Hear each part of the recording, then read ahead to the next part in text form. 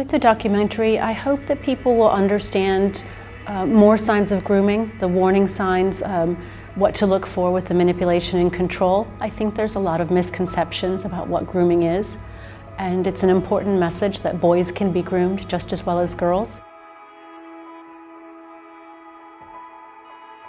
If there was one tip that I could give people, it would be just know the signs of online grooming. When you're being controlled by someone and you feel a change within yourself, you know, Breck used to be an outgoing, fun-loving person who would love spending time with his family and going to school, but after Danes got in contact with him, he definitely changed the way he approached life. Listen, Breck, I've got some shit news. What? I heard them bitching. I tapped into another channel. I heard them talking about you, Breck. What are you talking about? Well, your friends. They said they don't really like you. Wait, in fact, they said they hate you. A groomer will offer any sort of thing that the young person might be interested in. So it's not always necessarily sexual, it's not always necessarily around drugs or alcohol.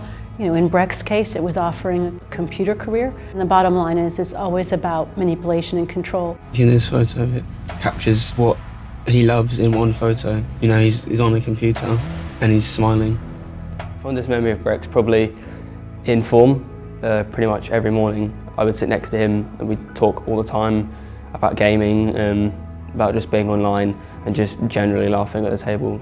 The school have put a tree up at the back to commemorate Breck, and it was a service where sort of close friends went to do the burial and family, and we went there, and the school have been very supportive in caring for me especially, as well as all of our friends as well, and making sure that there's that safety net that if we need it, they're there to support us and they're there to promote anything that we feel necessary.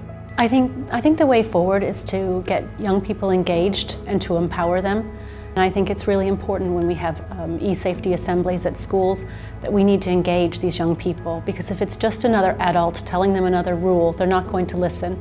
Breck had an e-safety assembly in the January before he was murdered, and when I asked him about it, he's just like, "Oh, Mom, it's so boring." We need to change the way that we're educating our children, so if we could have ambassadors and other young people that go to even younger people, you know, at schools to explain and you know, have hands-on workshops to show them how they could be fooled by an online predator.